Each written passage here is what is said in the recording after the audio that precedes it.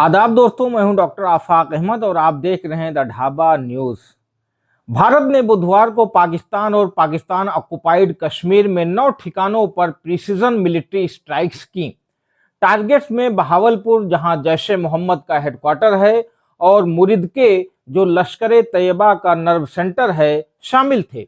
ये दोनों terror organisation Pakistan में पाले पोसे जाते हैं ताकि भारत को टारगेट किया जा सके। भारत ने कहा है कि इन स्ट्राइक्स का मकसद उन कैंप्स को तबाह करना था जहां आतंकियों को ट्रेन किया जाता है, और ये अगली किसी भी क्रॉस बॉर्डर अटैक को प्रीएम्प्ट और डिटर करने के लिए था। ऑपरेशन सिंदूर पहलगाम में हुए टेरर अटैक के बदले की कार्रवाई है, जहां 22 अप्रैल को 26 सैलानियों को बंदूकधारी हमलावरों ने मौत के घाट उतार दिया था। भारत की मिलिट्री स्ट्राइक्स को मेजर्ड, नॉन एस्केलेटरी, प्रोपोर्शनेट और रेस्पॉन्सिबल बताया गया है। इससे पहले 2019 में पुलवामा अटैक के बाद भारत ने बालाकोट में सर्जिकल स्ट्राइक की थी। हालांकि इस बार का ऑपरेशन सिंदूर ज्यादा तेज और निर्णायक रहा। मुरिदके और बहावलपुर पंजाब में है, जहां पाकिस्तान की रूलिंग एलिट का गढ़ है, जो डबल गेम खेलती रही है। एक तरफ आतंक को पालना और दूसरी तरफ वॉर ऑन टेरर में सहयोगी बनना। बालाकोट के बाद अब ऑपरेशन सिंदूर से साफ हो गया है कि भारत किसी भी टेरर अटैक का जवाब सिर्फ डिप्लोमेटिक या इकोनॉमिक टूल से नहीं, बल्कि ओपन मिलिट्री रिस्पॉन्स से भी देगा। भारत ने इस बार पाकिस्तान में घुसकर हमला करने के बजाय अपने ही इलाके से हमला किया है।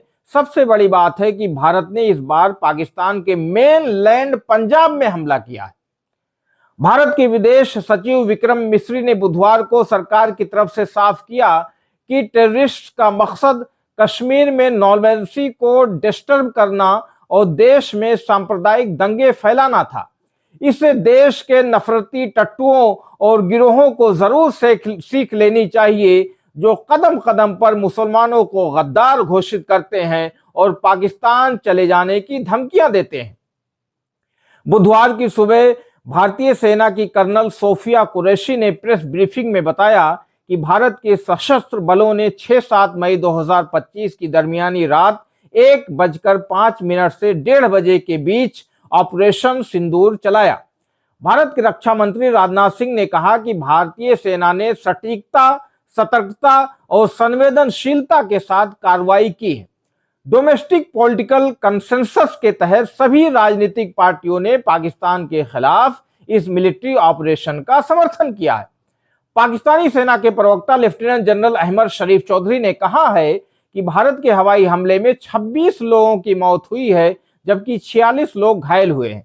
आतंकी संगठन जैश ए मोहम्मद ने कहा है कि पाकिस्तान पर भारत के हवाई हमले में संगठन के मुखिया मसूद अजहर के परिवार के 10 सदस्य और 4 करीबी सहयोगी मारे गए हैं। इस बारे में जैश ए मोहम्मद की ओर से बुधवार को एक बयान जारी किया गया। बयान में कहा गया है कि मृतकों में मसूद अजहर की बड़ी बहन और बहनोई, भांजा, भांजी की पत्नी, भांजी और परिवार के 5 बच्चे शामिल हैं। जैश ए मोहम्मद ने भी कहा कि हमले में मसूद अजहर के 3 करीबी सहयोगी और उनमें से एक सहयोगी की मां की भी मौत हो गई। बयान के मुताबिक पाकिस्तान के बहावलपुर में सुभान अल्लाह मस्जिद पर हमले में मसूद अजहर के रिश्तेदारों की मौत हुई है। वहीं पाकिस्तानी फौज द्वारा बुधवार को की गई भारी मोर्टार गोलाबारी और फायरिंग में जम्मू कश्मीर के एलओसी के पास के 4 जिलों में करीब 15 आम नागरिकों की मौत हो गई, जिनमें 3 महिलाएं और कई बच्चे भी शामिल हैं।